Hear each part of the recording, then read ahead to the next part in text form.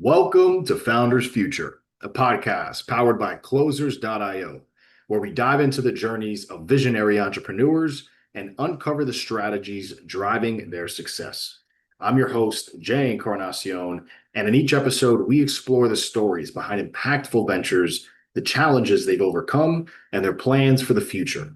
Today, we are excited to have Tom Sephakis, the founder and CEO of Intelligent Staffing Company.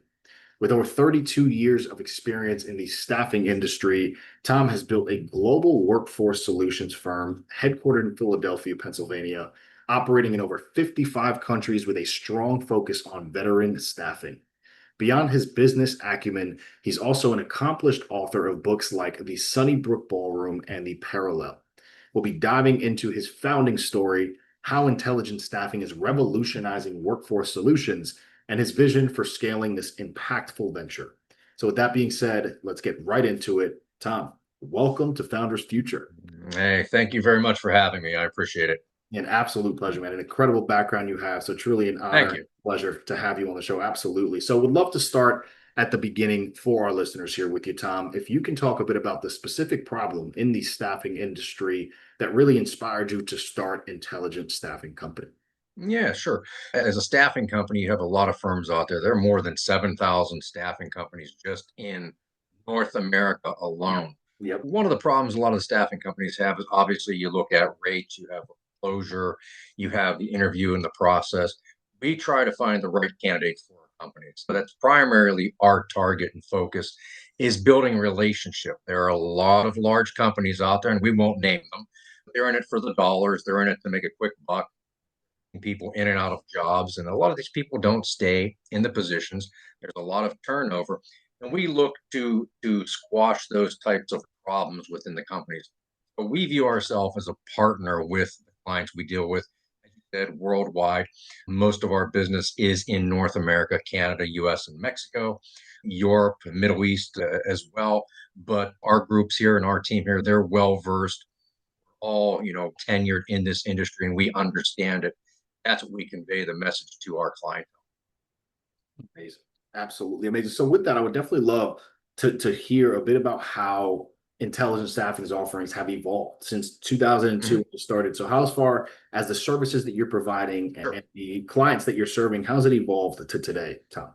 As I started the company way back in the day, we'll Mhm. call it old school. At this point, I had another firm as well that we did strictly what is called contractors or the temp pool. Okay, Sure. and that firm was one entity that I was involved with. I was a partner there at that company. And obviously, there was a huge need for permanent placements within the industry. A lot of people look to hire people intrinsically within the company itself for long-term venues and long-term opportunities rather than temps. So I started intelligent staffing in that sentiment. And we grew basically from a company in 2001 where we were doing just permanent. And prior to that, getting into, I would say, late 2012, 2014, we started doing contract workers. Today, we've matured to the point where we do not only temporary, we do perm placements, we do retained search, we do confidential C-level searches for executives in Fortune 500 companies. We're also a payroll company and we do EOR, which is employer of record. So we have grown from just a small perm shop regionally outside of Philadelphia to a large global workforce that handles all different types of venues. Incredible. Absolutely incredible. So I definitely would love for you to really deep dive there with us, especially for our listener Mhm. who, once this episode airs, could very well want to come and work with you, especially with the amount Sure. of reach that you have. So if you could dive a bit deeper there into the core offer, everything that you have for your clients there, how it's structured for your clients, and who is the ideal client that you like to work with nowadays? Yeah, we have to answer a few of those questions. We have a variety of different clientele. We look at our company as a general practice. That being said, we cover all different venues. It can be light industrial, warehouse, manufacturing, up through IT, accounting, and finance. We deal with insurance placements. We deal with marketing. We have a group and a team that does healthcare placements, another team that does legal, and we've grown and matured off of that. So we offer it all across the board. The issue with a lot of the staffing firms that are out there is they are very niche. So they come in, they're offering you we just do accounting or we just do IT. And there are thousands of those firms. We wanted to be an all encompassing one stop shop. And to expand upon that, as part of the offering, we said, listen, we're not going to do just perm. We will do temp and contractor, as I said, for those clientele as well. But we also go a little bit further and we offer payroll services for that. So you can come to us. We can do your hiring. We can be your HR leader for a company. We have a group that also does career services. So if you need resume writing services, if you need to brush up on your LinkedIn capabilities and your marketing, you're a job seeker, we can do that. We have two people now that do that. We have another person that, as a company, as a client, to go the extra step, we will help your HR department design, develop, and implement protocols within your company, as well as job descriptions, and to help you do market research, what salary should be, and your ideal hires. So we've become all encompassing in that sense. That's our offering. Love it. Just so much there. So I would really love for you to get into the mindset that you have right now as the founder, Tom. Obviously, you've seen so Mhm. much success for the past 22, 23 years. Today, how are you approaching the idea of continuing to scale intelligent staffing? Are you good with where it's at now, or are you still in that scale mindset? And if so, which one of the offerings are you looking at as more of that productized offer that you can scale? What is that offering that you see really drive the most traction for you right now? Yeah. Yeah. As a serial entrepreneur, you're never happy with where you are. You always want to continue to grow. And if you're standing still, your competition is surpassing you in that sense. So that's why we've grown from just simple service that we offered in 2001 to the multiple services that we offer today. Um, and touching upon that, there are different things that come up, and what makes staffing unique as an industry, and this is globally, is it's not as easy as people think it is. You have a lot of things that change day to day. You are dealing with people, okay? You're dealing with a clientele, and there's a lot of times that you have to educate your client and help them and assist them in what they're trying to accomplish. A lot of your clients come to you and they have a punch list of 20 things they need in a candidate, and really they may not need that. The same with candidates. You have to get them educated in what the market is offering, what is available, and what's out there to keep the ball rolling. It's different every day. There are struggles, there's ups and downs that you occur and have every day. Every placement is different. That being said, you may be looking for the same type of position, but the people you're placing, they're different. There's different cultural needs, there are different ethical practices, there's different feelings and sentiments, and that's what comes into play in staffing. You're not selling a produced product. We're not selling computers, TVs, whatever it may be, Right. consumable good. We're selling people and their abilities and capabilities. We do the best that we can to make sure that our clients are satisfied and they get what they need. We're here to help them in that sense. That's the focus of where we are. And as far as growing a company, you're never satisfied. You want to continue to grow it in that sense. Are we happy with where we are? Yeah. There's been a lot of strife in our industry, to tell you the truth, since 2020, since Yeah. COVID. A lot of companies, and I've seen it, struggled. We had a lot of companies, and I know peers, friends, different firms that I've dealt with that went out of business. Yeah. We're still here. We're still pushing through. We circled the wagons and made do with what we had to accomplish and focus upon our clientele. Love There are still a lot of reservations out there with hiring in the marketplace as the economy has changed in the last 3 to 4 months, regardless of tariffs, regardless of political things that are going on or world occurrences. There's still a need to hire. That's why the staffing industry is very lucrative. It's something that's not going away. People still need people. People and companies still need to make payroll. And that's what we provide to them. We provide that service. And I feel that we go above and beyond the needs of a lot of our clients to do that. Incredible. Absolutely incredible. And I love that. As far as the sales process itself here, Tom, what you're doing, what does that team look like? I know, of course, over 20 years that you guys have Mhm. seen success. What does the team look like today? Do you have salespeople, marketing? Yep. What does that team behind you look like in that sales process? Yeah, we've grown. Obviously, during COVID, there was a lot of shrinkage. People left the employment workforce, and we had the same issues. We had a lot of turnover. For the first number of years, I had some good leadership in place that did a great job with me in building this company. And I'm very proud to say, I think in the first 10 years, our turnover was zero. Our Wow. staff stayed. We have been the last 3 years in the top 250 best staffing companies to work. So our employees and our staff members like us, and they love to be here with that family atmosphere. In the last couple of years, we've gone through some changes, Yeah. as every company has endured. We've regrown the staff, and yes, we had it into silos where there were sales and marketing personnel, Mhm. there were recruitment personnel, and there was management and leadership. I've gone back to the basic roots within the company. I've changed a lot of that because you have to adapt Yes. in the marketplace. And the easiest way to do that is most of our team members now work what is called a full desk. So they're looking at full life cycle where they sell and they recruit. Okay? So they can come in, they make good money and doing placements and so forth within their occupation. We still have a couple people that are focused strictly on sales.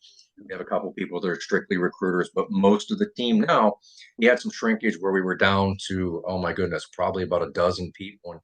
And now we're back up to about 18, 19 people in the company, including some part timers that we offer to, including a marketing person that we deal with that handles outreach and so forth. Our career placement and our career counseling personnel, we have two of those now. We have a person that actually is based in Canada for us that does a lot of the HR back end manuals, job descriptions, and things like that for companies. So each person in the company has a unique ability with us. So I took it back to the basics and the roots to do that, regrow it through different leadership and so forth, and build upon that. So we're all encompassing, but everybody in the company is hands off. Everybody's here, there, everybody's committed, and we're continuing to grow in those facets. Love it. I love it. And it really sounds like that gives you the opportunity to really sit in that founder role and work on the founder's task, having that team built out and seeing the success there and continuously still growing from Sure.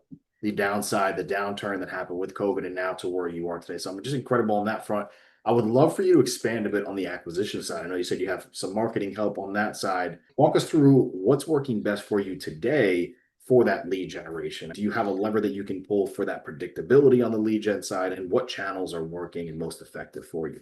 Yeah, we have a couple of different venues that we utilize for lead generation. Obviously, our team, when we bring on people in the company, they are well seasoned veterans. So they've been doing this a long time. A lot of them come with their own book of business, their own clientele. So that's one point there. Obviously, we now have a marketing person that outreach, does different things on LinkedIn.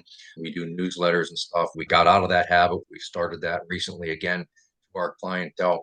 And we have different silos where we have clients that we're reactivating that we deal with, that we worked with for 5, 6, 10 years.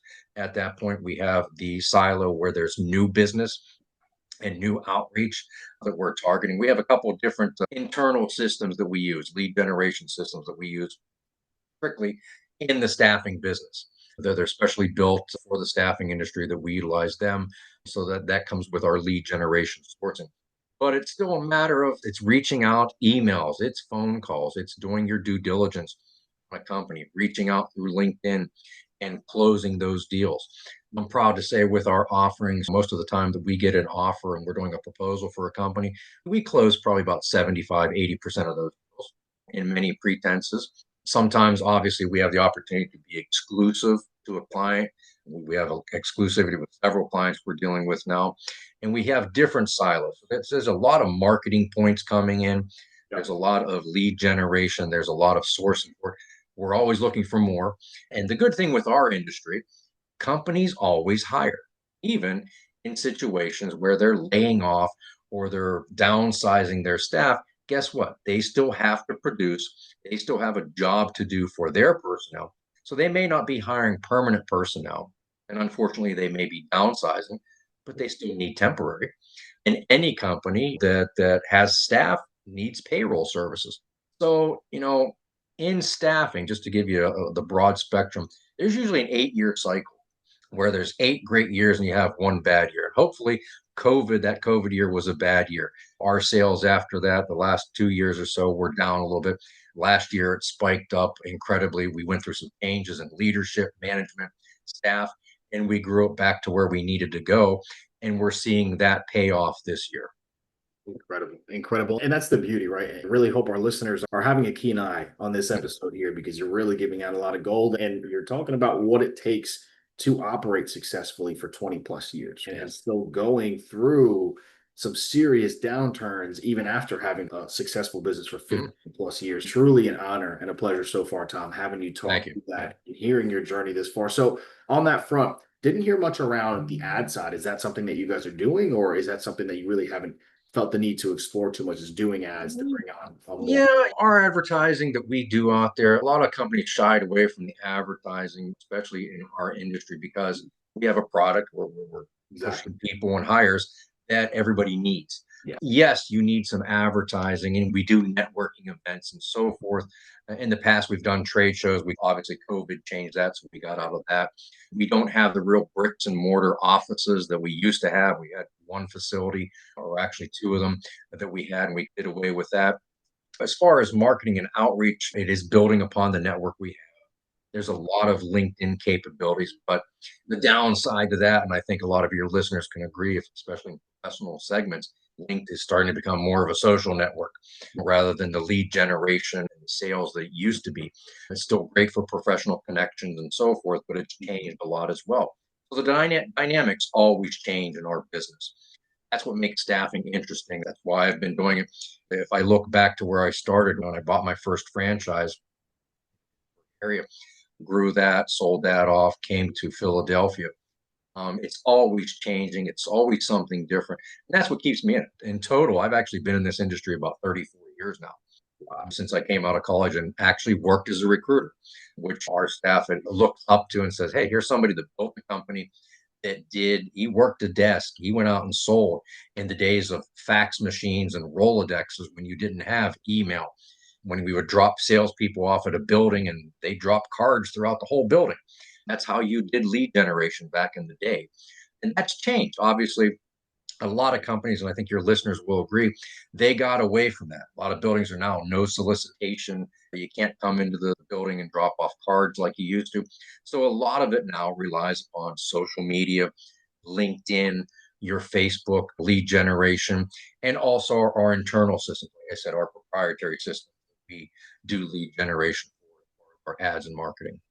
I love it. I love that. So, I mean, what can you point to as far as a bottleneck that you're thinking about, whether it is more predictable lead generation or converting your clients or the Mhm. fulfillment side? Is there a bottleneck that you're thinking about right now as far as continuing that growth and scale? Yeah, when you look at these sources, okay, and we'll call them sources, different lead generation, and you're familiar with a lot of this that's out there. There's always a bottleneck because it always wears thin. Yes. It outlives its relevance.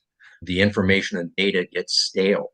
That happens a lot where you come into a program or a system and it's great for 6 months and you have great production, then it hits the top of the bell curve and starts its downfall Yes. because you're surmountingly going after the same clients over and over. Um, that's why we do it in different silos. We have reactivation, current clients. We have new clients that we go after because it does. I think the bottleneck that everybody might be familiar with is it gets stale. You have to have new data. You have to have viability. You have to make sure the sources you are contacting are relevant and in place. And what I mean by that is there are a lot of companies that say, hey, here's a list. Here's our lead generation. We can do this and build this for you. Data is not scrubbed every 30, 60, 90 days. And when you get this information, it might be old. I don't want to call up a company and Tom is no longer there and he hasn't been there in 3 months. I think that's the biggest relevance and the biggest problem that we see in that is what the data mining capabilities are for them. As I said, closing a sale is staffing, and staffing is a very easy business. I Yeah. learned from my mentor years ago. It's not 24 steps or 10 steps. It's basically calling a client. Do you have a need? Hey, we'll help you. We fill the order and we bill it. It's 4 or 5 steps maximum. Yes. It's one of the most lucrative businesses you can be in. Love But it. it's very difficult at times. And lead generation is a difficult part of it. Yeah, absolutely. So I do want to take us into the lightning round because I don't know where the time went, Tom, but Okay, that's fine. the conversation has been incredible. The time flew on me. Didn't even realize where we are. So as far as this side goes, I have two questions for you before we wrap it up. Sure. The first thing that comes to mind is the vision. What are you laser focused on for the rest of this year for that continued growth and scale with the company? With our growth and our vision this year, and as I said, we made changes in the last couple of years. We had personnel changes that we went through. They kind of don't grow at that point. And obviously, you had to make changes after COVID. Our Mhm. growth patterns right now that we've seen, we're starting to do a lot more business, regardless of political climates, tariffs, and so forth. We're doing a lot more business in Mexico and Canada right now. Okay. Oh, We've seen growth now in the UK. I'm actually one of my growth visions. We're trying to, at this point, hire personnel, bring personnel on that can help cover a European market in that sense. We've brought several people on in Canada, two in Mexico as well. So we're continuing to grow that. We don't see a lot of growth in the Asian Pacific market at this point. A lot of those companies are encompassed and so forth. But the growth vision right now is obviously covering what we have and growing in market segments. For those of your listeners that are out there seeking jobs, the hottest markets, everybody talks about IT, it's cybersecurity. It's not programmers and developers. The reason being is AI. AI does a lot of that now. Okay. So you see a lot of these people who are programmers, developers that are out of work. It's cybersecurity that they have to be in. As far as other principles, healthcare is huge. The largest markets in healthcare are not just nurses, but also physical therapists, occupational therapists. Any given day, we're working right now probably 30, 40 open positions just in OT and PT jobs that we can't find people for. And I would say the third largest market for us is accounting. So if your listeners are out there, you're in accounting principles or financial principles, that market is huge right now. So that's our growth target.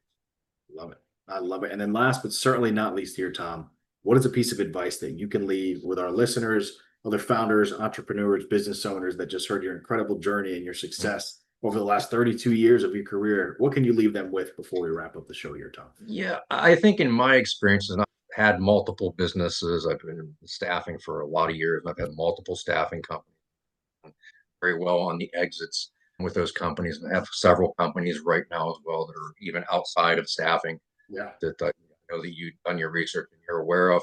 But I think the biggest principle is just you're going to have a lot of failures as an entrepreneur, whether you do, but just don't take no as an answer and don't give.